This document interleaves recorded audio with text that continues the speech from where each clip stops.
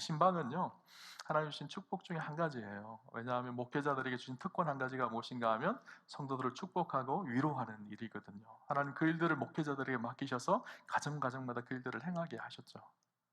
여러분, 시대가 바뀌고 환경이 바뀐다고 해도 변하지 않아야 될 것이 있어요. 말씀을 사모하는 마음 변하지 않아야 합니다. 기도하는 일 변하지 않아야 합니다. 또 목회자들을 모시고 함께 예배드리는 일 가볍게 생각하지 않으셔야 될 것 같다라는 생각이 들어요. 신방을 통해서 성도님들이 목회자들을 통해서도 은혜를 받기도 하지만 목회자들도 신방을 통해서 큰 은혜를 받고 기쁨을 누리는 시간이 신방의 시간이죠.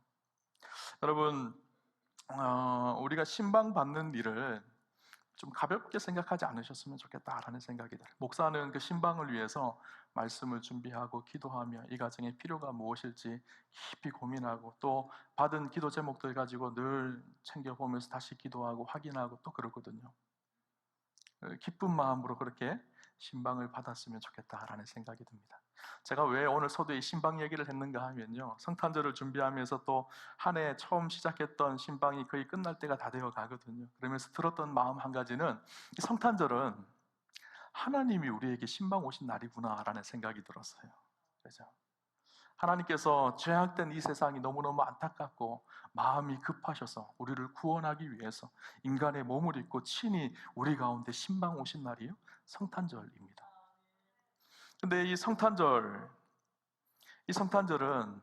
구약의 많은 예언자들이 예언하고 준비되었던 성탄절이에요. 예수님이 우리의 생각으로는 급하게 신방 오신 것 같지만 사실은 예수님께서 이 신방을 위해서 굉장히 많이 계획하고 준비하셨어요. 700년 전에 미가 선지자를 통해서 어디로 오실지, 베들레헴을 통해서 오실 것이라고 예언하셨고, 또 이사야 선지자를 통해서 그 이름이 임마누엘이라 하리라고 예언하시고 말씀하셨죠. 사실 700년 이전부터 하나님은 우리를 구원하기 위해서 놀라운 신방 계획을 세우셨어요. 여러분, 목사들이 신방 갈 때 그냥 가는 것이 아니에요. 언제 가면 가장 좋을까? 이분에게 가장 좋은 시간이 언제일까? 또 어떤 말씀을 나누면 가장 좋을까? 한참 기도하며 고민하며 가잖아요. 하나님도 우리에게 신방 오실 때 그냥 오신 것이 아니라 굉장히 고민하시면서 신경 쓰시면서 계획하신 그 뜻대로 이 땅에 신방을 오셨죠. 그런데 신방을 받는 사람들의 마음의 자세가 너무너무 중요한데 마음의 자세가 다 다르다는 거예요. 목사가 신방을 가도 신방을 받는 사람들의 마음의 자세가 다릅니다. 어떤 분들은 사모하는 심령으로 신방을 받으세요. 그러면 저희도 사모하고 기도하는 마음으로 축복하고 그렇게 옵니다. 어떤 분들은요, 굉장히 덤덤합니다. 그냥 왔나보다, 이렇게 1년에 14 행사 중에 한 번 대신방 왔나보다 이렇게 생각하시는 분들이 계세요. 또 어떤 분들은요, 오히려 불편해하세요.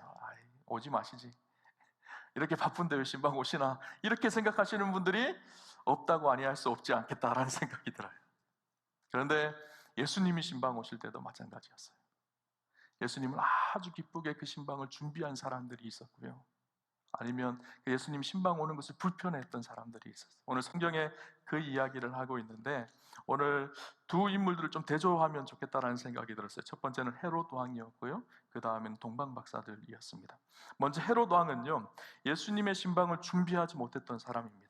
오히려 예수님 오신 것을 핍박하고 그의 마음에는 미움과 욕심과 분노가 가득하였습니다. 예수님이 이 땅에 오신 목적은 인류의 죄를 구원하시기 위해서, 인류의 죄에서 우리를 구원하시기 위해서 진정한 평화를 이루시기 위해서 이 땅에 오셨습니다. 그런데 구세주가 이 세상에 태어났음에도 불구하고 환영보다는 살해 음모를 꾸며서 예수를 죽이려고 했던 사람이 있었습니다. 바로 헤롯 왕이었죠.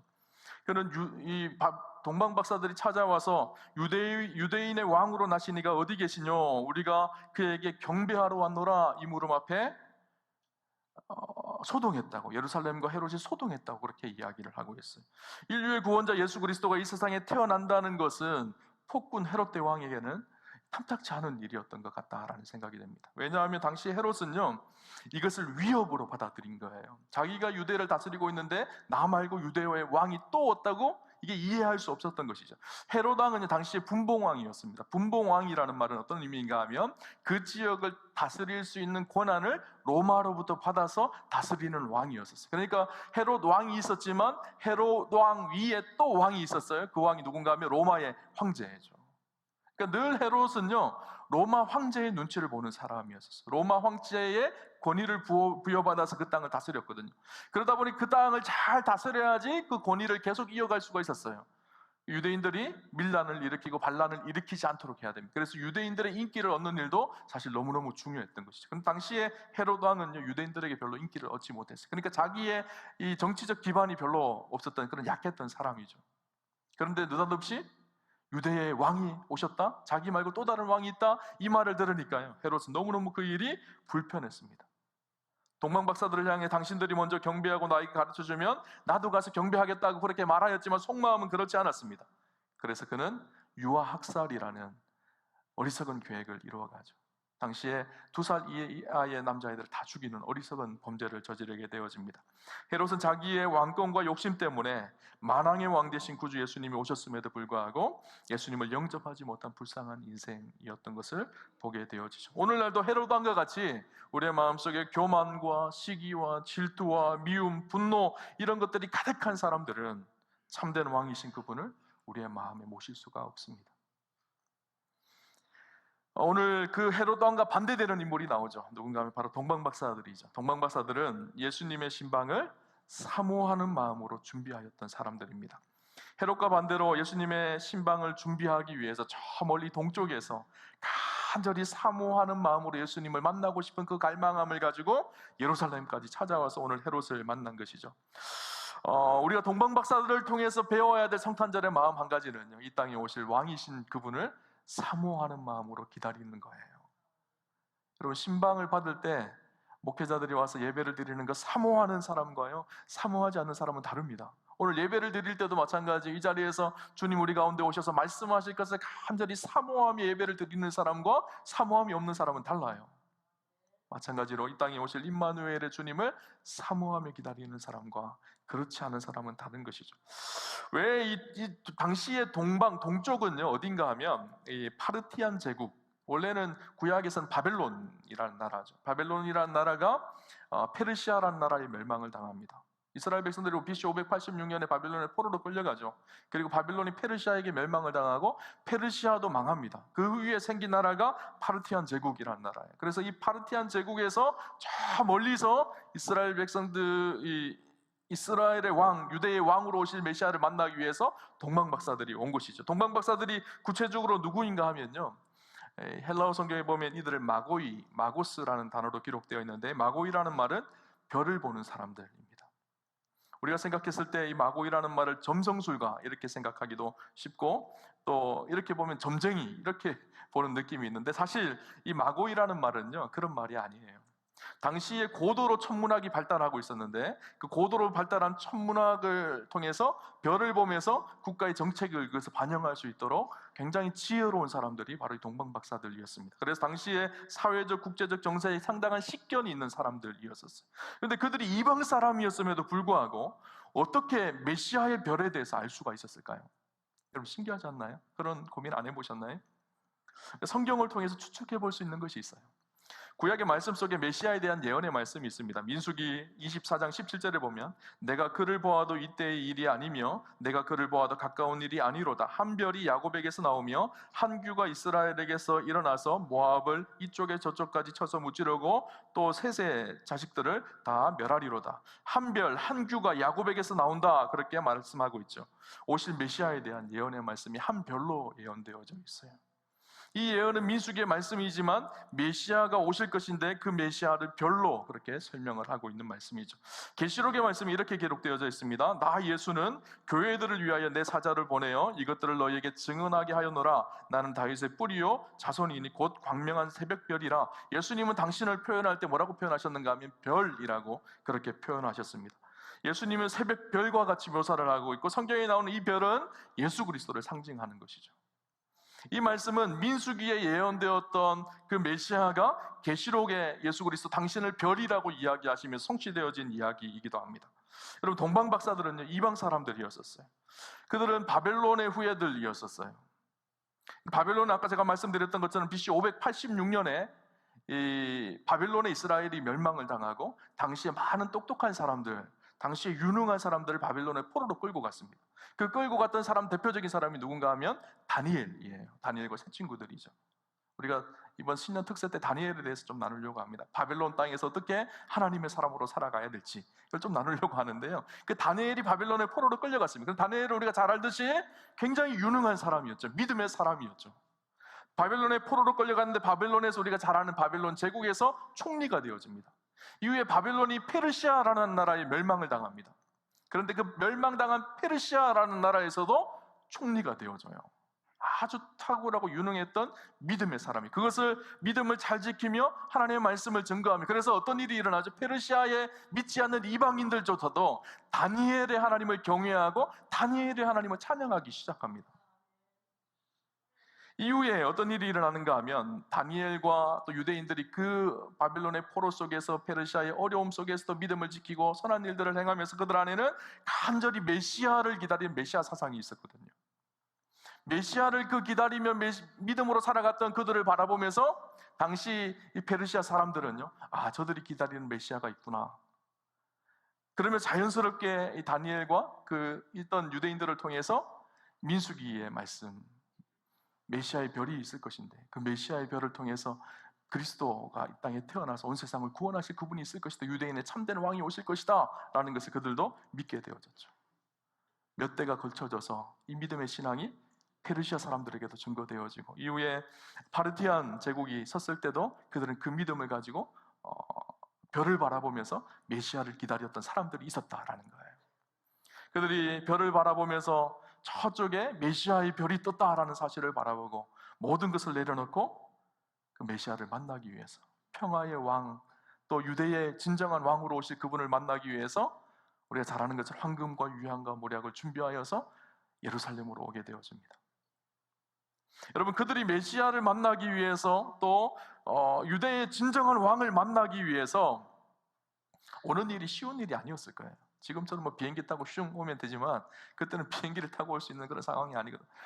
오랜 길을 걸어서 힘들게 정성을 다하여서 그 메시아를 간절히 보고 싶은 사모하는 마음으로, 사모하는 심정으로 걸어온 거예요. 가다가 있으면 그만이고 없으면 그만이지 이렇게 생각한 것이 아니에요. 간절한 기대와 소망을 가지고 메시아를 만나기 위해서 그 별을 따라서 그들이 찾아왔던 것이죠. 오늘 저는 우리가 성탄을 보내며 동방 박사들이 가지고 있는 이 사모하는 마음이요, 우리 안에 있으면 좋겠다라는 생각이 들었어요.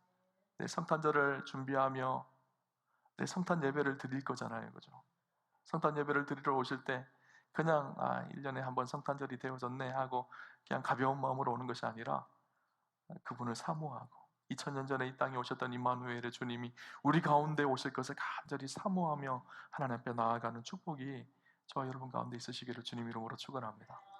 근데 이 동방 박사들과 대조되는 사람이 나옵니다. 누군가 하면 제사장과 서기관들이. 이들은 율법이 아주 탁월한 사람이었거든요. 구약의 말씀을 아주 잘 알았던 사람이. 그래서 헤롯이 예수가 어디서 나겠느냐 물었을 때 그들은 베들레헴에서 예수가 납니다 라는 것을 미가서 말씀을 인용해서 잘 알았던 사람이 이들이에요. 그런데 이들이 예루살렘에서 베들레헴까지 거리가요, 차 타고 15분 20분 거리거든요. 아주 가까운 곳에서 메시아가 오신다는 그 소식을 들었지만 이들은 굉장히 무덤덤했어요. 아니, 그 일이 불편했어요. 왜냐하면 지금 헤롯과 우리가 결탁이 되어져서 헤롯이 주는 권리를 풍성하게 누리며 이 땅에서 잘 살고 있는데 또 다른 왕이 오신다? 이것이 굉장히 불편한 일인 거예요. 그들은 구약의 말씀을 잘 알고 있었고 또 이 땅에 오실 메시아에 대한 소망이 있는 사람들이었지만 그것이 오히려 덤덤하고 불편한 일로 받아들이게 되었던 것이죠. 반면에 동방박사들은 파르티안 제국에서 엄청난 시간과 헌신과 목숨을 건 여행을 통해서 메시아를 만나기 위한 간절한 기대감을 가지고 저 멀리서 낙타를 타고 황금과 유향과 모략을 가지고 메시아를 만나기 위해서 찾아왔죠. 이것이 성탄을 기다리는, 이 땅에 신방을 오시는 예수님을 기다리는 우리의 마음 자세여야 합니다. 세상은 소란스럽습니다. 유대의 왕이 났다라는 소식에 헤롯과 예루살렘이 소란스러웠습니다. 온통 세상은 소란스럽습니다. 자기들의 쾌락과 정욕과 욕심에 사무쳐서 이 영광의 시간을 어떻게 즐겁게 보낼 수 있을까, 이것에 세상은 소란스럽지만 우리 그리스도인들은 주님이 우리 가운데 찾아오시는 그 소망을 바라보며 그분을 간절히 사모함으로 그분을 기다리는 시간이 이 시간인 것이죠. 그렇게 주님 오심을 사모하며 우리가 준비해야 될 것이 한 가지가 있는데요, 무엇인가 하면 깨끗하게 청소된 빈방이 준비되어져 있어야 합니다. 여러분, 첫 번째 크리스마스에 예수님께 태어나실 베들레헴에 빈방이 없었어요. 베들레헴 여관집 주인은 빈방이 없어서 왕을 모실 수 있는 일생일대의 가장 큰 축복을 누릴 수 있는 그 축복을, 그 기회를 놓치고 맙니다. 여러분, 신방을 받기 위해서 신방을 사모하는 사람들이 가장 먼저 해야 될 일이 뭔지 아세요? 집 청소하는 일이잖아요, 그죠? 그래서 우리 권사님들 그러시더라고요. 목사님들 신방 오면 1년에 한 번, 그날은 대청소하는 날, 그렇게 얘기하시더라고요. 낯선 사람이 집에 들어가니까 그 집을 깨끗하게 청소해 놓잖아요, 그죠? 그것처럼 참 중요한 것이 있어요. 이 땅에 오실 메시아를 기다리면서 우리의 마음에 빈방을 깨끗하게 청소해 놓는 일. 빈방이 무엇을 의미할까요? 비어있는 심령, 깨끗한 마음, 깨끗한 영혼을 의미합니다. 예수님께서 우리 가운데 오시기를 원하죠. 그런데 내 마음이 온통 더러운 것으로 가득가득 차 있어요. 우리 가운데 오셔서 우리의 마음의 문에 노크를 하시는데 내 마음이 더러운 것으로 가득가득 차 있어서 그분이 들어오실 수가 없어요. 얼마나 안타까운 일이에요. 마치 1세기의 첫 번째 성탄절날 빈방이 없어서 문을 열어주지 못하고 예수님을 마구간에 보냈던 것처럼 오늘 우리도 우리의 마음에 빈방이 없어서 그분을 받아들이고 영접하지 못하는 안타까운 우리의 마음이 되어질 수 있다는 것이죠. 여러분, 우리의 마음이 비워져 있는지 아니면 세상의 것들로 가득 차 있는지 한번 점검해 보셔야 됩니다. 세상에 아무리 엄청난 것을 소유했다고 하더라도 주님이 계시지 않으면 아무것도 아닌 것이거든요. 여러분, 윌리라는 소년이 있었어요. 이 소년이 성탄절이 되어졌어요. 크리스마스 연극을 해야 되는데 이 아이가 이 지적 능력이 다른 아이들보다 조금 부족한 아이였었어요. 그래서 초등학교 4학년이었는데 4학년 반에 들어가지 못하고 2학년 반에 들어가서 그렇게 공부를 하던 아이였었어요. 키가 크고 그에게 성탄절날 성극의 배역을 맡겨야 되는데 마땅히 맡길 배역이 없는 거예요. 대사를 잘 외우지도 못할 것 같고. 그래서 그 아이에게 맡긴 배역 한 가지가 있었는데 무엇인가 하면 여관집 주인이었었어요. 여관집 주인이 해야 될 일은 그거였습니다. 마리아와 마르다가, 주인공인 마리아와 마르다가 찾아오면 방이 있나요? 똑똑 두드리면 방 없어요 하고 문 탁 닫고 가는 거였었어요. 그래, 이 아이가 해야 될 대사는 딱 한 가지였었어요. 방 없어요. 빈방 없어요. 이 말이었었어요. 늘 선생님이 그 아이에게 교육을 시켰어요. 빈방 없어요. 빈방 없어요. 빈방 없어요. 계속 교육을 시켰어요. 당일날 성탄절 연극을 하게 되어졌습니다. 마리아와 마르다가 찾아왔어요. 문을 똑똑 두드립니다. 이 아이가 문을 탁 열고 빈방 없어요 하고 문을 탁 닫고 성공적으로 연극을 한 거예요. 선생님이 너무 기뻤어요. 이제 저 아이 때문에 잘 끝났다라고 생각을 했는데 그 아이가 이제 무대 밖으로 나와야 되는데 무대 밖으로 나오다가 다시 돌아서 저쪽으로 가고 있는 마리아와 요셉에게 막 달려갔어요. 달려가서 아니에요, 빈방이 있어요. 우리 집 안방이 비어 있어요. 마리아님, 요셉님 빨리 오셔서 우리 집 안방에 오세요. 그렇게 이야기를 한 거예요. 연극이 쑥대밭이 되어졌습니다. 사람들이 막 깔깔깔깔 웃고 막 그렇게 되어졌어요. 근데 시간이 지나고 사람들이 그 아이의 마음 때문에 감동이 되기 시작한 거예요. 사람들은 다 방이 없다라고 하는 그때이지만 방이 있어요. 우리 집에 오셔요, 예수님. 그렇게 말하는 그 아이의 마음이 사람들이 느껴졌던 거예요. 그래서 이 일이 아주 이슈가 되어져서요, 가이드 포스트라는 미국의 한 잡지에 이 일이 실려지게 되어졌고 이후에 성탄절에 많은 사람들이 이것을 연극으로 만들어서 그렇게 하기도 했습니다. 여러분, 사실 베들레헴에요, 빈방이 진짜 없었을까요? 아니, 빈방이 없다 그러면 최소한, 그죠? 막 출산을 앞둔 산모를 바라보면서 어떤 마음이 들었을까요? 빈방은 없지만 제 집에, 제 방에라도 오셔서 출산을 하십시오. 저는 오늘 아이들과 같이 자면 되니까 제 방에 오세요. 이렇게 최소한 하는 사람이 한 사람도 없다는 게 이상하지 않나요? 당시에 어떤 상황이었는가 하면 베들레헴에 호적을 하러 많은 사람들이 왔죠. 그런데 여관마다요, 당시 로마의 관리들을 위해서 VIP룸을 항상 준비해 놓고 대기해 놓고 있었습니다. 그러니까 로마의 관리들이 언제든지 찾아오면 언제든지 방을 만들어 줘야 됐기 때문에 빈방이 없었던 것이 아니었어요. 빈방이 있었죠. 문제는 빈방이 없었던 것이 아니고 빈방이 있었음에도 불구하고 빈방을 만들어 놓지 않은 거예요. 빈방을 확보해 놓지 않은 것이죠. 그러면서 빈방 없어요 했던 것이죠. 오늘 우리도 마찬가지입니다. 빈방이 있습니다. 그분이 오셔서 우리가 안에 거할 빈방이 있죠. 근데 우리의 마음이 너무너무 오염되어져서 너무너무 세상의 욕심과 탐욕으로 가득 차서 빈방을 준비해 놓지 않고 있는 거예요. 여러분, 그런 경험 해보셨을 거예요. 집에 남는 방이 있어서 혹시나 손님들이 오면 이 손님들을 위해서 게스트룸을 만들어서 이 방에 쉴 수 있도록 방을 잘 꾸며놓고 준비를 해놓습니다.